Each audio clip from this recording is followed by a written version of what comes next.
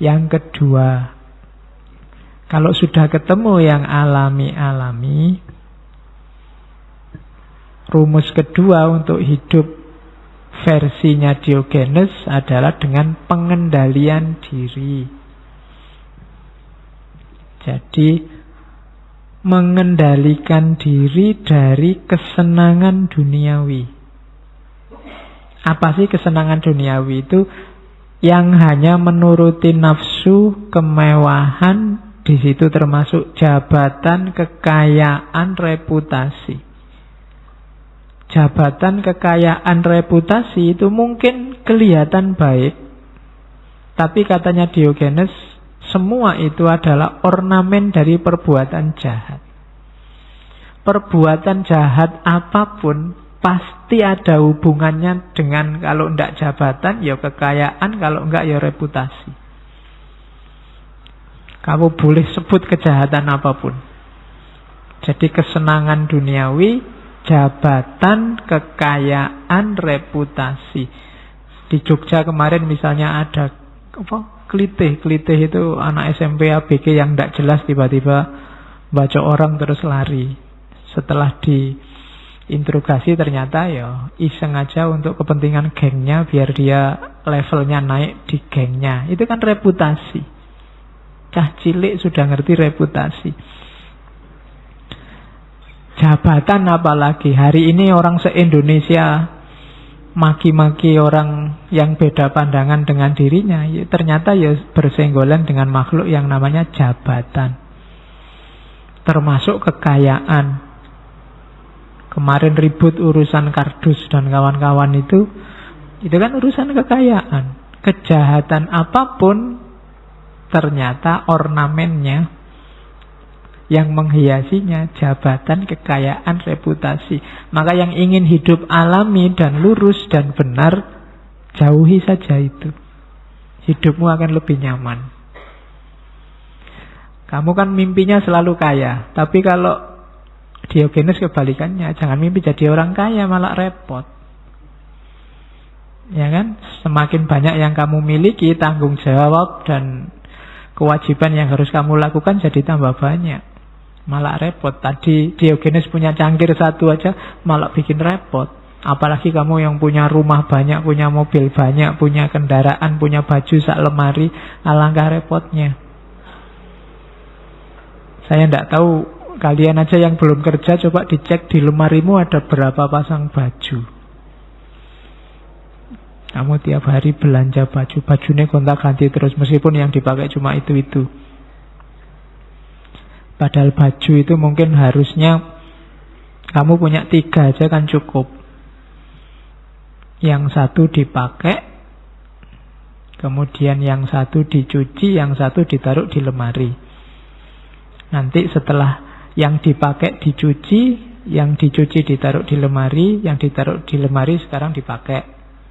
Kan diputar gitu aja selesai. Cukup punya baju 3. Nanti ya kalau yang satu sudah jelek, robek-robek, beli aja satu. Cukup. Jadi kan sebenarnya kamu cuma butuh 3, tapi kan punyanya sak lemari.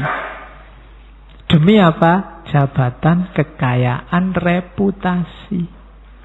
Nanti kalau teman-teman bilang, kamu kok bajunya gak pernah ganti, malu dong Pak saya. Kan bisa begitu. Ya biar kamu ndak malu, baju 3 itu cari warna dan modelnya yang sama. Nanti kalau ditanya, kamu kok nggak pernah ganti? Loh, 20 bajuku itu kayak gini semua. Jadi kelihatannya ndak ganti, tapi aku ganti ini. 20 bajuku persis karena aku suka yang kayak gini. Kan selesai. Gara-gara reputasi uangmu habis banyak. Kayak anak sekolah itu loh, tiap tahun ajaran beli buku tebel-tebel banyak, buku tulis berapa. Kayak kamu kuliah itu loh, beli gaya nih, wah ini tahun ajaran baru beli buku. Mending kelas tidak pernah nyatet, kamu cuma fotokopi. Banyak yang mubadir. Kalau versi Diogenes, nanti kamu kembali ke kamarmu, pulang ke rumah, coba dicek satu-satu, definisikan barangmu satu-satu, apa gunanya, apa pentingnya. Kalau ndak ada itu, kamu masih bisa hidup nyaman ndak? Kamu pilih aja. Keset, seandainya ndak ada keset ini, kira-kira aku hidup enak ndak? Apa pentingnya keset? Anduk, Apalagi di rumahmu ada apa saja, kompor. Apa pentingnya kompor di sini? Aku tiap hari ya beli. Misalnya, berapa persen aku butuh kompor ini? Coba tunjuk satu-satu. Yang tidak penting dijual. Buat apa di situ? Cuma nyempeki. Ada kalimat luar biasa dari Diogenes bahwa sebagaimana rumah besar banyak barangnya pasti banyak tikusnya, tubuh manusia juga begitu. Kalau banyak kamu isinya banyak, kemungkinan juga banyak penyakitnya. Sumber penyakit itu makanan. Itu kata-katanya Diogenes. Kalau kamu di rumahmu kalau nggak ada barang apa-apa, percayalah tidak akan ada tikus. Kenapa ada tikus? Karena banyak barangnya. Yang itu kamu kejar-kejar mesti senang tikusnya, bisa delik di mana. Tapi kalau kosong aja tidak ada apa-apa, tikusnya mesti tidak mau tinggal di kamarmu. Jadi kalau ada yang mengeluh, Pak rumah saya kok banyak tikus, barangmu kamu jual semua aja. Tikusnya nanti nggak masuk mesti. Oke, nah itu rumus yang sama kalau kamu, Pak saya kok sakit-sakitan. Coba ditengok cara makanmu gimana. Karena sebagaimana rumah yang banyak barangnya, banyak tikusnya, tubuh juga begitu. Kalau banyak diisi ya kemungkinan penyakitnya nyisip. Nah, rumus yang kedua berarti mengendalikan diri. Latihan lapar, latihan sakit.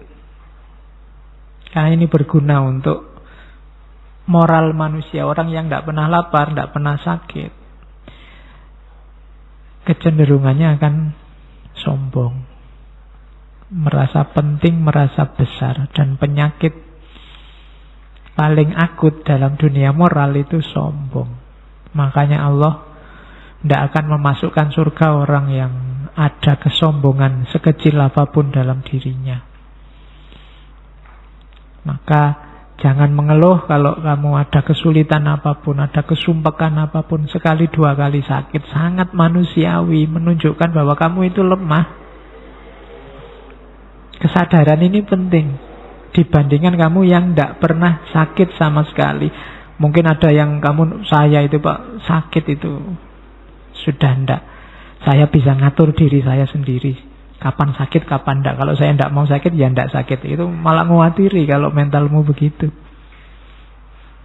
Manusia ya waktunya capek ya capek, waktunya sakit ya sakit. Kadang-kadang sakit, kadang-kadang sehat. Dalam rangka apa? Dalam rangka moral.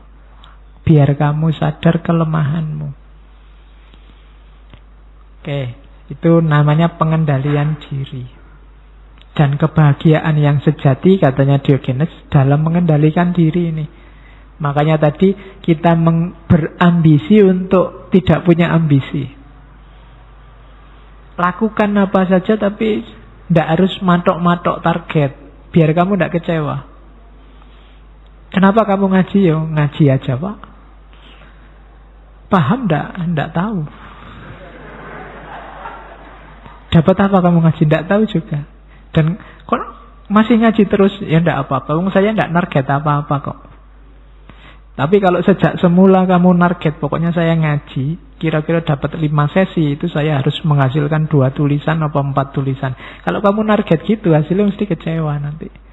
Saya sudah ngaji puluhan kali Pak, mau nulis nggak bisa, tidak sempat kecewa.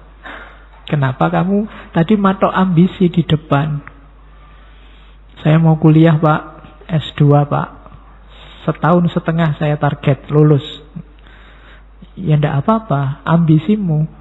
Tapi ketika kamu matok ambisi, jajarannya ambisi itu kegagalan dan kekecewaan. Meskipun satunya kesuksesan. Jadi ada kemungkinan kamu nanti akan kecewa. Biar tidak nyampe ke terminal yang namanya kecewa, tidak usah ambisius. Pokoknya kuliah ya kuliah yang benar, yang serius, gitu aja. Pingin nulis ya nulis aja. Karena kalau direncana-rencana, dirancang-rancang, biasanya tidak jalan. Terus kamu kecewa. Nah, jadi ini rumus bagus dari Diogenes. Oke.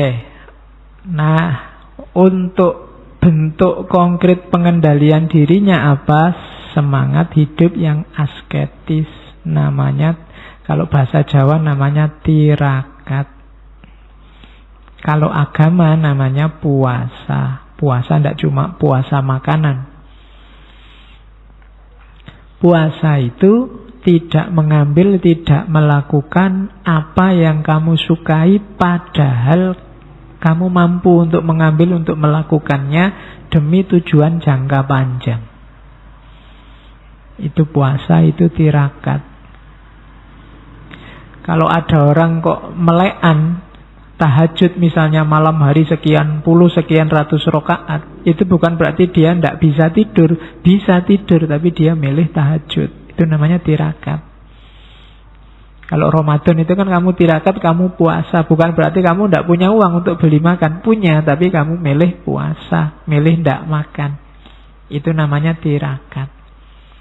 Tirakat ini tujuannya apa? Melatih jiwa. Yang utama apa? Biar kita tidak tidak tergantung oleh yang di luar diri. Kita kan punya rumus, misalnya makan itu ya sehari 3 kali. Apapun yang terjadi pokoknya sehari 3 kali. Oh, itu kan kita akhirnya jadi tergantung. Kadang-kadang masih kenyang juga tetap makan. Loh, kamu tadi baru nyemil banyak. Enggak, Pak, sekarang sudah waktunya makan. Jadi makannya sekarang karena waktu. Ada aturan yang menggantungmu. Atau kadang-kadang mungkin belum waktunya makan, tapi kamu sudah lapar, tapi ini belum waktunya kok. Padahal ya kamu bisa makan, tapi kamu tunggu sampai jam 1. Ini kan terus ada teori, ada konsep, ada aturan yang menggantung hidupmu. Nah, biar kamu tidak terikat di situ, ayo puasa, ayo tirakat, latihan tidak terikat. Biasanya tidur bangun, biasanya makan siang-siang, tidak makan sekarang. Biasanya ngobrol sama teman, latihan zikir, latihan wiritan. Itu namanya tirakat. Alah Pak, kan sunnah Pak. Iya sunnah, makanya namanya tirakat. Tidak sembarangan orang bisa.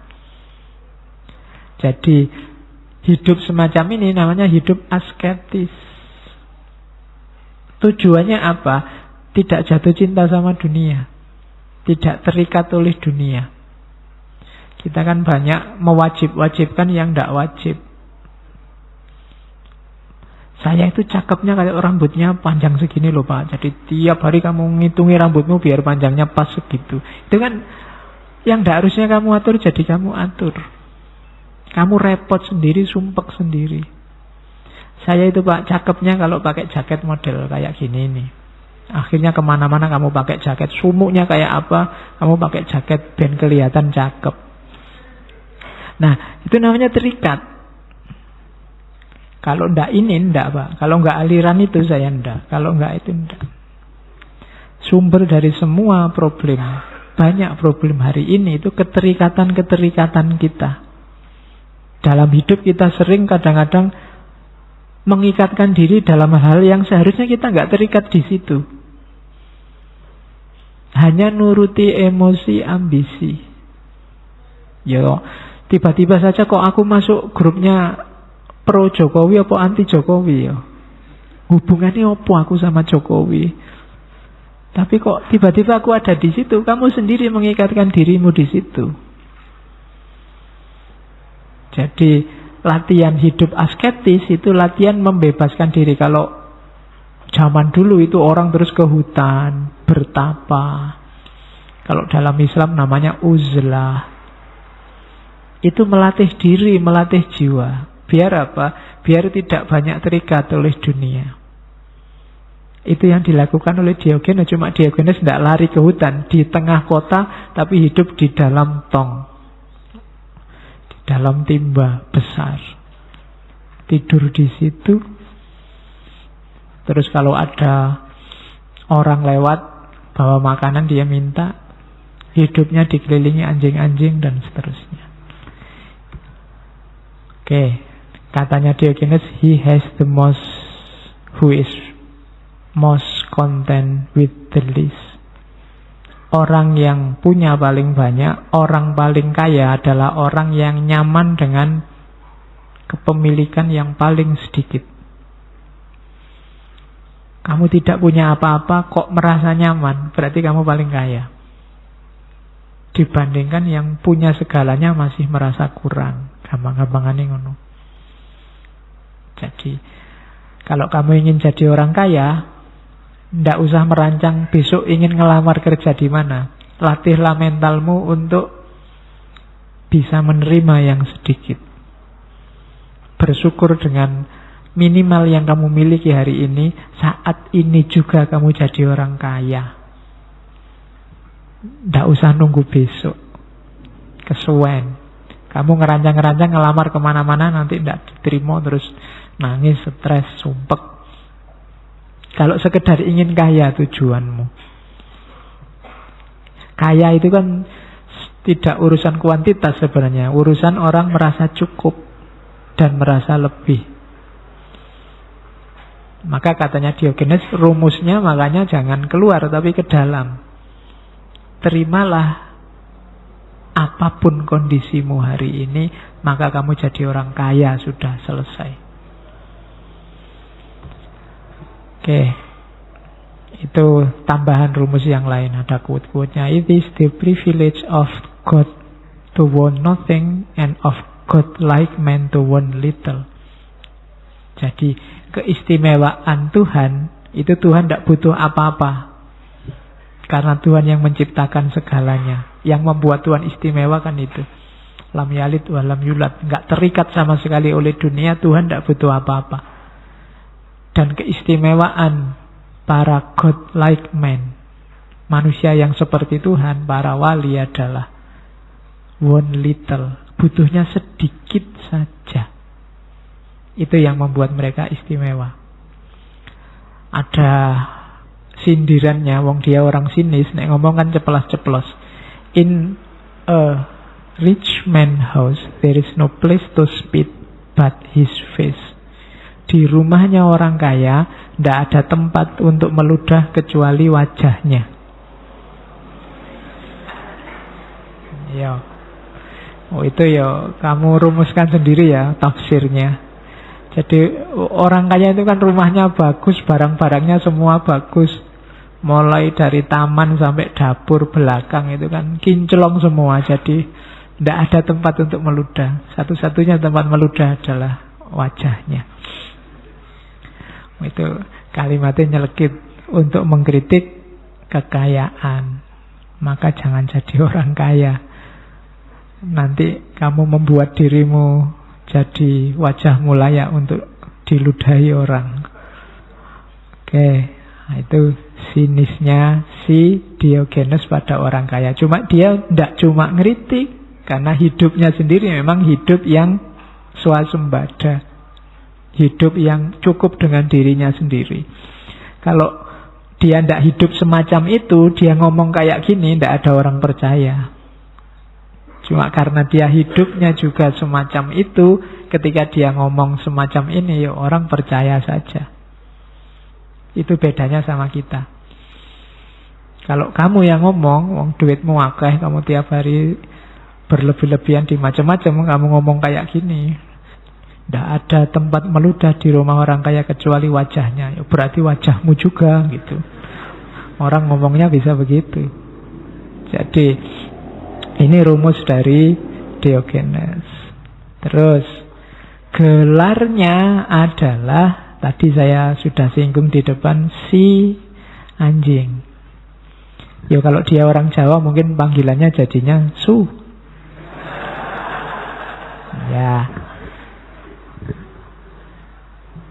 Ya, celuannya memang gitu. Satu ketika ada orang yang marah. Ini orang baik-baik kok dipanggil anjing. Tapi katanya Diogenes, loh, enggak, kamu juga harus manggil saya anjing. Diogenes itu nama depanku, nama belakangku memang seekor anjing. Jadi namaku itu Diogenes Asu. Nah, cuma katanya Diogenes, loh, tapi aku anjing yang baik. Anjing dari keturunan terhormat yang menjaga dan melindungi sahabat-sahabatnya. Jadi kalau kamu dipisui orang, dasar kamu anjing. Ya, tapi aku anjing yang baik. Jadi anjing yang melindungi sahabat-sahabatnya. Satu ketika dia ditanya, kok bisa ya orang manggil kamu anjing? Katanya Diogenes, ya aku ini karakterku kayak anjing. Cuma ini perlu ditafsir kata-katanya. Aku mengibas-ibaskan ekorku di hadapan orang yang memberiku sesuatu, menggonggong di depan orang yang tidak memberiku apa-apa, dan membenamkan gigiku ke tubuh para penjahat, para bajingan. Itu tafsirnya apa? Yang pertama, aku akan berterima kasih kalau ada orang memberiku sesuatu, membawa manfaat dalam hidupku. Dan aku akan menggonggong. Menggonggong itu mengingatkan, mengagetkan orang-orang yang tidak memberikan apa-apa, orang-orang yang macet, orang-orang yang mandek, orang-orang yang pasif, orang-orang yang tidak produktif. Dan akan aku gigit orang-orang yang jahat, orang-orang yang merusak. Inilah filosofinya anjing. Jadi mengibas-ngibaskan ekor, menggonggong, dan menggigit. Maka jangan marah kalau ada yang misuh-misuh. Kamu sebagai anjing, filosofinya tinggi. Jadi bersyukur kalau mendapat anugerah, dapat sesuatu. Watawasau bil haq, menggonggong. Kalau ada orang tidak beri apa-apa, tidak beri manfaat.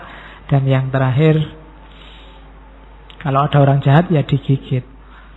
Jadi menyenangkan bisa, mengagetkan bisa, menyakiti juga bisa.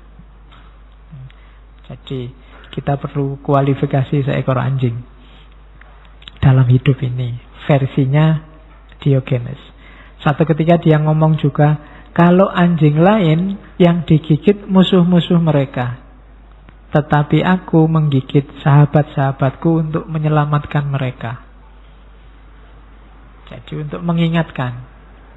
Kata-katanya kadang menyakitkan, tapi untuk menyelamatkan. Kalau tidak gitu tidak sadar-sadar. Maka katanya Diogenes, panggillah aku, tetap panggillah aku anjing, tidak apa-apa.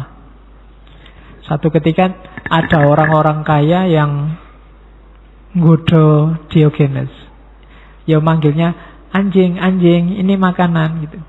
Terus Diogenes datang, makanannya diambil, terus orangnya dikencingi.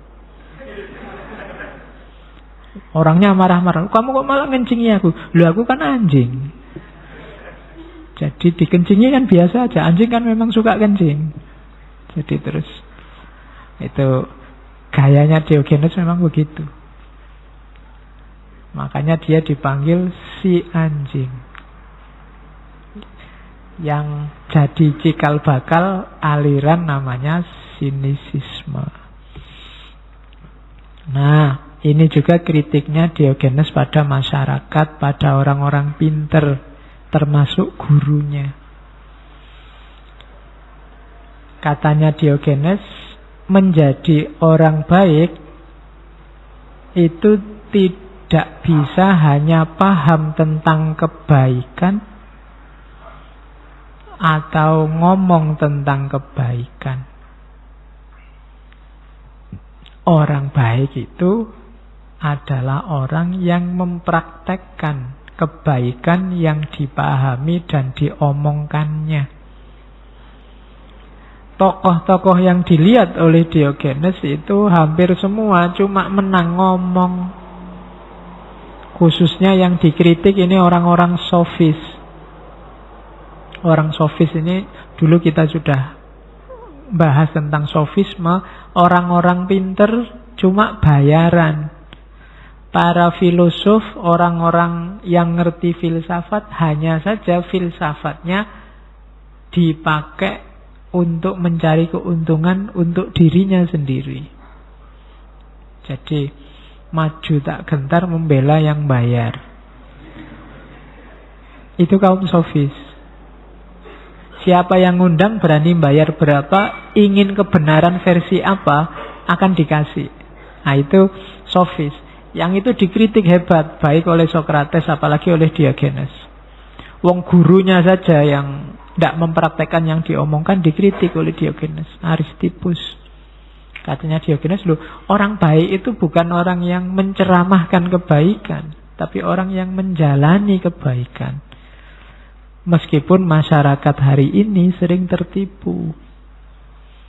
Melihat orang ngomong, orang ceramah tentang kebaikan, terus dianggap orang ini mesti orang baik. Belum. Orang baik itu tidak diukur dari kata-kata dan ceramahnya, tapi dari perilakunya. Ini yang sering dilupakan orang, katanya Diogenes.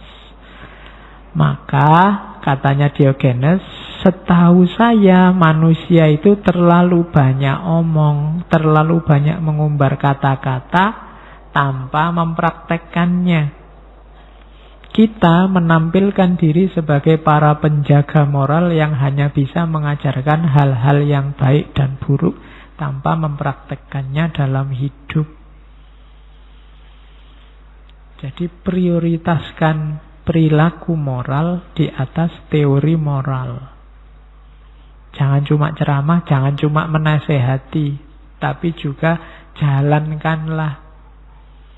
Biar tidak kayak kritiknya kakaknya Ghazali pada Ghazali. Ghazali, kamu itu kayak batu asah. Kamu menajamkan orang lain, tapi kamu sendiri nggak tajam. Kenapa kamu nggak menjalankan yang kamu omongkan? Ceramah tentang tasawuf, ceramah tentang tirakat, ceramah tentang laku, ceramah tentang sholat malam, macam-macam. Dewe nggak pernah. Buat apa? Orang yang kamu ceramai sukses dekat sama Allah, tapi kamu sendiri macet. Itu yang bikin terus Ghazali kelimpungan, terus mengembara kurang lebih 12 tahun untuk menjalani laku. Nah itu beratus abad sebelumnya sudah disindir oleh Diogenes. Jadi orang yang menceramahkan kebaikan itu belum tentu orang baik. Karena ukurannya baik atau tidak orang yang menjalankan kebaikan. Maka Diogenes ajarannya tidak lewat buku, tidak lewat teori, tapi lewat hidupnya sendiri. Ketika dia mengajarkan orang hiduplah secara alamiah, itu dia sendiri hidup secara alamiah. Hidup jangan berambisi, dia juga tidak punya ambisi apa-apa. Itulah Diogenes. Ya sama kan kayak Nabi kita Rasulullah.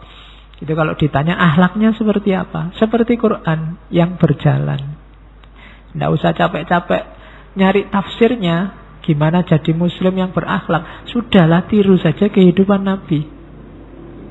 Seperti itulah yang diinginkan oleh Al-Quran. Oke, kita lanjutkan dawuhnya Diogenes. Itu sindirannya ya. Mereka yang mulutnya selalu menyampaikan kebajikan, namun tidak peduli dengan prakteknya, itu seperti harpa. Harpa itu alat musik yang menghasilkan suara yang menyenangkan orang lain, sementara dirinya sendiri tidak ngerti tentang musik, tidak menikmati musiknya. Ya harpa yang kayak gitar besar itu kan. Jadi kayak gitarnya sendiri yang keluar dari gitar itu suara yang indah, tapi gitarnya sendiri tidak menikmati yang lain, yang di luar dirinya. Maka siapapun penceramah, siapapun tukang ngomong, tukang dakwah yang baik-baik harusnya mempraktekkan. Kalau tidak, dia kayak alat musik. Kalau sindirannya Al-Quran, kaburo maktan. Jadi isone cuma ngomong tapi tidak bisa menjalankan. Oke, terus. Nah, ini yang unik. Katanya Diogenes, waktu ditanya, Diogenes, kamu itu orang mana sih? Aku itu warga dunia. Aku bukan orang Athena, aku bukan orang Yunani, aku adalah warga dunia. Diogenes nanti dipandang sebagai yang menginisiasi lahirnya kosmopolitanisme. Jadi manusia itu pertama-tama lihatlah sebagai warga dunia.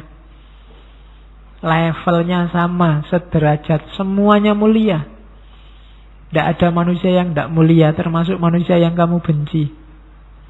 Dia juga manusia yang mulia. Kalau kasar-kasarannya, kalau dalam Islam semuanya keturunannya Nabi. Nabi Adam. Jadi kalau keturunannya Nabi kamu sebut Habib, wis kuwabe iki Habib berarti. Keturunannya Nabi Adam. Kita semua warga dunia, kita sama-sama saudara. Kan kayak tulisannya Gandhi itu kan, semua manusia bersaudara. Makanya kalau lagi gegeran, lagi debat, lagi maki-makian sama saudaramu yang lain, ingat-ingatlah dia itu saudaramu. Paling tidak dia saudaramu, sama-sama Indonesia, buktinya ya pakai bahasa Indonesia. Kalau pakai bahasa Inggris kan nggak jadi debat. Ya, kalau kamu pingin debatnya cepat selesai, kamu postinglah pakai bahasa Inggris, mesti mandek wis. Jadi kita ini warga dunia. Itu yang teorinya disebut kosmopolitanisme. Ini ada kalimat bagus, nanti yang penggemar mistik boleh direnungi kalimat ini. Segala sesuatu itu kan miliknya dewa zaman itu. Kalau sekarang mungkin miliknya Allah, miliknya Tuhan. Dewa itu sahabatnya orang bijak. Para wali itu kan sahabatnya Allah. Jadi Allah sahabatnya para wali, wali sahabatnya Allah. Miliknya para sahabat itu dipakai bersama. Jadi miliknya Allah itu berarti kan juga miliknya para wali. Kenapa? Para wali sahabatnya Allah. Karena Allah memiliki segala sesuatu, berarti para wali itu sebenarnya punya hak atas segala sesuatu. Orang-orang yang dekat sama Allah itu sebenarnya punya segalanya kalau dia mau. Kenapa? Dia sahabatnya Allah. Rumusnya itu. Maka jangan macem-macem sama orang yang dekat sama Allah. Dia menguasai segalanya. Kenapa? Karena dia sahabatnya Allah. Dan sahabat itu kan berbagi. Kayak kamu di kos-kosan sak kamar, kalau sudah sahabat, bajuku ya bajumu, sepatuku ya sepatumu. Siapa butuh silakan pakai. Rumusnya pokoknya diikhlaskan saja, saling rela, kan itu. Dengan rumus ini berarti karena para wali, orang-orang bijak itu adalah sahabatnya dewa, sahabatnya Allah, berarti mereka sebenarnya hakikatnya punya segalanya kalau mau. Cuma para wali kan gak mau apa-apa selain Allahnya sendiri. Kebalikannya kita mau segalanya selain Allahnya saja. Kelemahan kita kan di situ. Milih mana, dikasih segalanya kecuali Allah, apa dikasih Allah dan tidak segalanya. Kalau kita mungkin jawabnya masih segalanya dulu lah Pak, besok-besok Allahnya, mesti ngono. Kalau para wali kan enggak, Allah saja, yang lain enggak penting. Kayak Diogenes itu semua yang duniawi enggak penting. Semua keterikatan duniawi enggak penting. Oke. Terus Diogenes ini sering dibandingkan sama Sokrates. Mungkin Diogenes ini agak trauma melihat Sokrates dihukum mati. Ternyata orang baik, orang benar yang menyampaikan kebenaran itu juga bahaya. Sokrates kan dituduh meracuni pikiran anak-anak muda. Maka Diogenes ganti gaya. Sebenarnya gagasan-gagasannya sama kayak yang disampaikan oleh Sokrates. Cuma dia ganti gaya dengan gaya selengean dan uraannya. Dengan gaya guyonannya. Jadi orang tidak marah kalau guyon. Kalau stand up comedy itu kan kalau maki-maki orang, orangnya kan tidak marah. Kalau mengkritik orang, menjatuhkan orang, orangnya kan tidak marah. Itu gaya guyon. Tapi kalau di luar stand up kan orang bisa tawuran itu diomongin kayak gitu. Nah itu yang dipakai oleh Diogenes. Kalau Socrates gayanya, gelarnya Socrates itu kan gadfly. Gadfly itu pengganggu. Orang diitik-itik terus suruh mikir, apa iya, kamu itu bener kayak hidupmu sekarang. Itu kan Socrates. Sehingga dianggap meracuni anak muda. Nah, kalau Diogenes, katanya Plato, Diogenes itu Socrates gone mad. Socrates yang edan. Jadi, versi gilanya Socrates itu Diogenes. Ngomongnya sak karepe dhewe, tapi penuh hikmah kata-katanya. Gaya hidupnya juga penuh hikmah. Kalau Socrates, dia bertanya, tanya jawab serius, diskusi serius. Kalau Diogenes enggak, ngelucu, ngomong yang aneh-aneh, mengagetkan orang. Itu gayanya Diogenes. Kalau Socrates mengarahkan manusia dalam rutinitas dan tradisi, kalau Diogenes menawarkan antitesisnya hidup. Kalau Socrates mengklaim dirinya citizen of polis, warga kota. Kalau Diogenes citizen of the world, warga dunia. Diogenes ini waktu diusir dari Sinop, keluarganya diusir, orang-orang bilang, Diogenes, kamu dikutuk untuk jadi orang terusir. Jawabannya Diogenes, ya, tapi kalian saya kutuk untuk jadi orang yang punya rumah. Ya. Versinya Diogenes, punya rumah tetap itu sumpek. Banyak tanggung jawab yang harus dilakukan. Jadi katanya Diogenes, justru aku yang mengutukmu. Sekarang aku bebas keluar dari rumah. Kamu sekarang yang masih dikutuk punya rumah. Dan aku tidak butuh rumah. Kenapa? Karena aku citizen of the world. Aku warga dunia. Fasilitas banyak di luar, gampang, katanya Diogenes. Mau nyari apa aja bisa. Karena kuncinya bukan di luar diri, tapi di dalam diri.